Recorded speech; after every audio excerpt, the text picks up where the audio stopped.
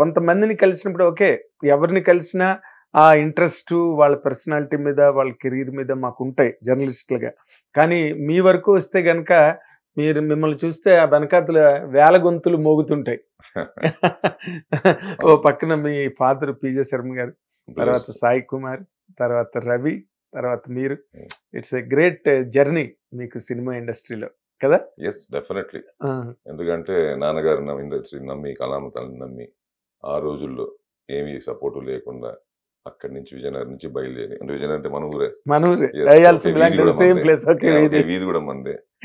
So అక్కడి నుంచి బయలుదేరి ఆయన ఒక ఇండివిజువల్ గా ఒక డిసిషన్ తీసుకొని వచ్చి ఇండస్ట్రీలోకి వచ్చి ఆయనకంటూ ఆయన చేసింది అని కాకపోయినా బట్ ఆయన పరిధిలో ఆయన చేసిన వరకు. బట్ అలాగా కమిట్ అయ్యి మీ ఇండస్ట్రీకి, సినిమాకి మీరు అన్నట్టుగా ఆయన చేసిన గొప్ప పాత్రలు కాకపోవచ్చు, లేకపోతే ఇంకా గ్రేటెస్ట్ క్యారెక్టర్స్ రంగారావులాగా వాళ్ళగా చేయకపోవచ్చు, కానీ బట్ చాలా స్టడ్ ఫాస్ట్గా ఈ ఇండస్ట్రీకి, సినిమా మీడియంకి కమిట్ అయ్యి. అంటే బేసిక్లీ మీరు మనం ఇంతకు మాట్లాడుకున్నప్పుడు అనుకున్నట్టే ఒక ప్యాషనేటెడ్ మ్యాన్. ఆయన వచ్చినప్పుడు ఏంటంటే సినిమా అగాత్రం, ఎందుకంటే స్టేజ్ బేసిక్లీ విజయనగరం అంటే మనకి కళాకారులు, మీకు తెలుసు సంఘమే సపరేట్ గా ఉంటుంది విజయనగరం. సో అక్కడి నుంచి ఆయనకు ఆ ఇంట్రెస్ట్ రావడం, ఆయన స్టేజ్ మీద చూసి కొంతమంది ఫ్రెండ్స్ వాళ్ళు చెప్తే అక్కడి నుంచి బయలుదేరి చేయడం. చెన్నై, అప్పుడు చెన్నై కదా, అవును, మన ఇండస్ట్రీ అంతా చెన్నైలో ఉండేది. చెన్నై రావడం, చెన్నై కూడా కాదు, మెడ్రాస్ కరెక్ట్, మద్రాస్, చన్నపట్నం. మద్రాస్కి వచ్చేసి ఇంకా అక్కడి నుంచి ఏంటంటే నేను విన్నవి ఇవన్నీ. ఇక్కడ పనగల్ పార్క్ అనే ఒక ప్లేస్ లో అక్కడే ఆయన స్టే చేయడం, రాత్రులు ఎక్కడ రూమ్ కూడా లేకుండా అక్కడే ఏదో మోటార్ రూమ్ ఉంటే అక్కడే స్నానం చేసుకుని జత బట్టలు అక్కడ ఆరేసుకొని అక్కడి నుంచి వేట. ఇంకక్కడి నుంచి ఏంటంటే ప్రతి ఆఫీస్ నడవడం, తిరగడం. దానివల్ల వాయిస్ కూడా ఉండడం వల్ల ఏమైందంటే అలాగే డబ్బింగ్స్ కూడా ఆయనకి బాగా, డబ్బింగ్ ప్రక్రియ బాగా, అంటే ఆయనకి ఒక స్పెషల్ ఇమేజ్ వచ్చింది ఆ గొంతు వల్ల, ఆ డిక్షన్ వల్ల, ఆ ఫినిటిక్స్ అంటారే ఉచ్చారణ బాగా. అవును, ఎందుకంటే బేసికలీ వాయిస్ కల్చర్ చాలా హ్యూజ్, హెవీ వాయిస్ అయింది. దాంతో పాటు మీరు చెప్పినట్టు ఆ డిక్షన్, ఆ చదువు, బికాస్ ఆఫ్ తెలుగు మీద ఉండే కమాండ్, వాటి వల్ల రెగ్యులర్ గా ఆయనకంటూ కొన్ని పాత్రలు ఉండేవి. ఎందుకంటే ఆ రోజుల్లో జడ్జిమెంట్ చెప్పాలన్నా, మనకి ఒక లాయర్ గా వాదించాలన్నా, సో ఇలాగ ఇంపార్టెన్స్ ఉండేవన్నీ ఆయనే ఎక్కువ మ్యాక్సిమం చేసి ఉంటారు. మీరు చూసిన సినిమాలు చూస్తే ఎక్కువ జడ్జిలు, లాయర్లు, లేకపోతే ఒక ఇంపార్టెంట్ డాక్టర్ గానీ, ఏదైనా ఒక ఇంపార్టెంట్ పోలీస్ ఆఫీసర్స్ చాలా చేశారు ఆయన. సో అలాగేంటంటే ఈ వాస్ వెరీ, అలానే కాదు, కొన్ని సినిమా ఎర్రమల్లెలు దీంట్లో అంటే కొంచెం ఎంత వేషాలు వేశారు. కానీ నాకెందుకో మై ఫీలింగ్ ఈ జర్నీలో, నేను సినిమా ఇండస్ట్రీలో ఉండి నేను ఇవాళ ఇంత పొజిషన్స్, ఇలాంటి పొజిషన్ అన్ని చూస్తున్నప్పుడు డెఫినెట్ గా అనిపించింది ఏంటంటే ఆయన పాపం ఆయన what he was, he didn't get that. Yeah, he didn't deserve what he was. అన్నది ఒక డిజర్వింగ్ ప్లేస్ డబ్బింగ్ లో బాగా చేశారు ఆయన. ఎందుకంటే he dubbed for almost all super stars, అంటే వాట్ ఎవర్ ఆ రోజు నుండి స్టార్స్, పెద్ద పెద్ద హీరోలకి మాక్సిమం నాన్నగారికి చెప్పారు. 80-85 సినిమాలు చెప్పారు నడిగిరి తగ్గం శివాజీ గణేశన్ గారికి. అవును అవును, అప్ టు నరసింహ వరకు నాన్నగారు చెప్పారు కదా. అవును, నరసింహ వరకు గణేశన్ గారికి ఆయన చెప్పారు, శివాజీ గారికి. అలాగే ఎంజిఆర్కి చెప్పారు. తర్వాత కొంతకాలం అంటే సాయి టేక్ ఓవర్ చేసుకునే టైం వరకు రజనీకాంత్ గారు నాన్నగారు చెప్పారు. రాజ్ కుమార్ గారికి, రాజ్ కుమార్ అయితే సూపర్ హిట్స్ ఉన్నాయి. లైక్ తెలుగులో 1 year ఆడిన సినిమాలు కూడా ఉన్నాయి. బబ్బురు వాహన, మావీర మయూర, ఇలాంటివన్నీ అక్కడ పెద్ద హిట్లు అయ్యి, ఇక్కడ తెలుగులో కూడా పెద్ద హిట్లు అయిన సినిమాలు ఇవన్నీ. సో వాటన్నిటికీ ఆయనే డబ్బింగ్ చెప్పడం. ఆ రోజులు ఈ ట్రాక్ సిస్టమ్లు ఇలా ఇండివిజువల్ గా వెళ్ళి చెప్పుకొని రావడాలి. డబ్బింగ్ లేవు, మీకు తెలుసు. ఒక డబ్బింగ్ థియేటర్, ఒక డబ్బింగ్ స్టార్ట్ అవుతే ఎంతమంది ఉన్నారు అంతమంది అక్కడ ఉండాలి. ఆర్టిస్టులు అందరూ మైక్ దగ్గర ఉండాలి, అందరూ కూర్చోవాలి, అందరూ అక్కడ ఉండాలి. అదో it will take about 10 days. ఎందుకంటే బాగా ఆ రోజుల డైలాగ్ సినిమాలు, మీకు తెలుసు, డైలాగులు. అప్పుడు లూప్ సిస్టమ్ ఉండేది, ఈ కంప్యూటరైజ్ కూడా కాదు. సో లూప్ సిస్టమ్ ఏంటంటే దర్బార్ ఉంది, ఒక 10 మంది మాట్లాడితే ఎక్కడ కటింగ్ పాయింట్ దొరుకుతుంది అక్కడే కట్ చేయగలరు లీడర్. అది మొత్తం ఒక లూప్ అవుతుంది అనమాట. 2 మైకులు ఉండేవి పాపం, అలాగే ఫ్యాన్లు ఉండేవి కావు. ఇప్పటికీ చూస్తే మీరు చాలా మంది ఓల్డ్ డబ్బింగ్ ఆర్టిస్టులు చూస్తే ఇవాళ ఏసీలో ఉన్నా కూడా నాప్కిన్ వేసుకొస్తారు. మీరు గమనిస్తే డబ్బింగ్ ఆర్టిస్ట్ సింపుల్ ఉంటుంది. అది ఎందుకంటే ఆ రోజులు ఫ్యాన్స్ ఆఫ్ చేసేవారు. పెద్ద పెద్ద గోడౌన్ థియేటర్స్ లా ఉండేవి, హ్యూజ్ థియేటర్స్. బయట కూడా బెల్ కొట్టేవారు, రెడ్ లైట్ వేసేవారు. బయట చెట్ల దగ్గర మాట్లాడడానికి లేదు ఎవరు. సో లోపల డబ్బింగ్ జరిగితే చెట్ల దగ్గర, బయట చెట్ల దగ్గర ప్రొడక్షన్ వాళ్ళు ఆగిపోయేవారు. ఎక్కడుంటే అక్కడ ఆ బెల్కి వెయిట్ చేసేవారు. టేక్ అయిన తర్వాత మళ్ళీ నడిచేవారు. అది కూడా లోపలికి వచ్చేస్తాయి. ఎందుకంటే అంత కూడా లేవు, చాలా తక్కువ కదా. 2 డబుల్ డోర్స్ వేసేవారు కానీ లీకేజ్ ఉండేది. సో అందుకే ఒక ఐసోలేటెడ్ ప్లేస్ లో ఉండేవి థియేటర్లు. అంటే ఎక్కువ అక్కడ ఫ్యాక్టరీలు ఏమీ లేకుండా సైలెంట్ గా ఉండే ప్లేస్ లో డబ్బింగ్ థియేటర్లు ఉండేవి. అది పెద్ద పెద్ద స్టూడియో 10 ఎకరాల్లో ఎక్కడో మధ్యలో డబ్బింగ్ థియేటర్ కట్టేవారు. అవును.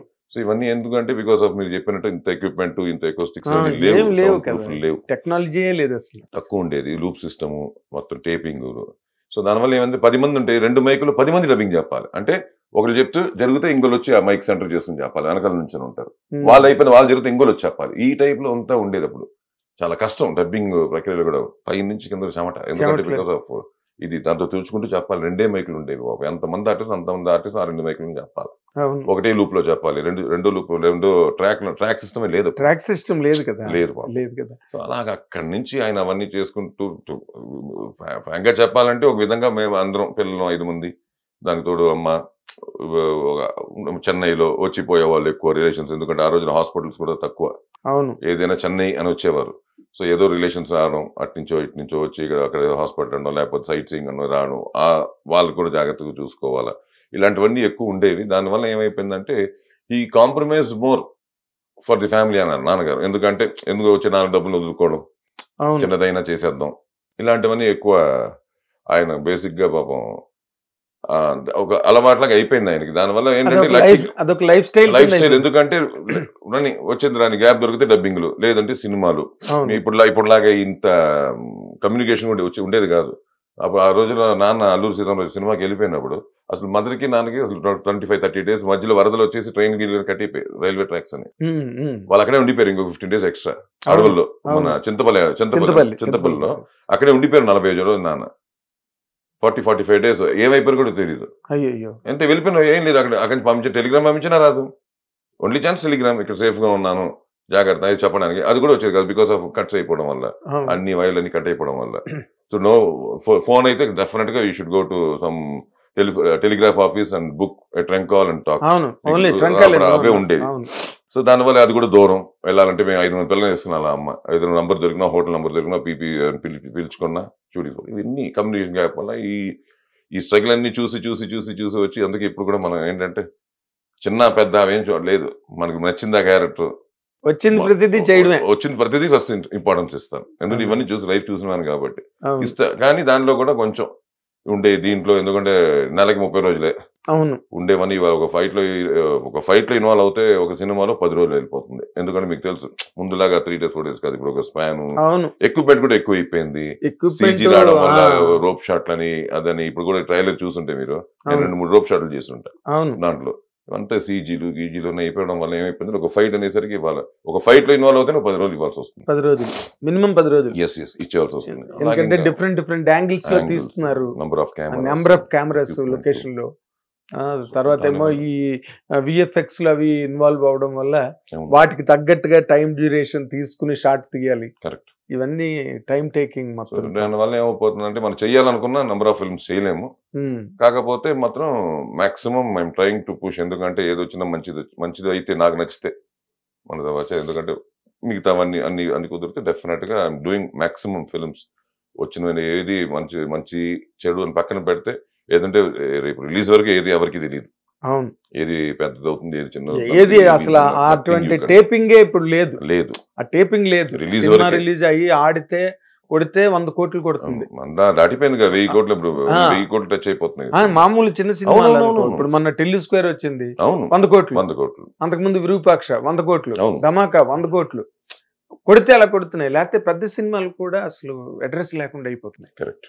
సో ఆ కైండ్ ఆఫ్ ఏదో ఒక కన్ఫ్యూజన్ ఒకటి నడుస్తుంది. But audience are always for a good film or entertainer. బాగుంది అనుకుంటే మరి సినిమాలన్నీ ఎలాగా త్రిబుల్ బాహుబలి ఆడియన్స్ ఎలాగంటే ఓపెనింగ్స్ అయితే దే ఆర్ గెట్టింగ్. దాని తర్వాత సస్టైన్ అవ్వాలంటే మాత్రం డెఫినెట్ గా ఆ ఫ్యామిలీ ఓరియంటెడ్ ఫిల్మ్ అవుతే మాత్రం, అంటే ఫైనల్ గా ఓవరాల్ ఫ్యామిలీ చూసేటట్టుంటే మాత్రం సినిమాలు డోకా లేదు.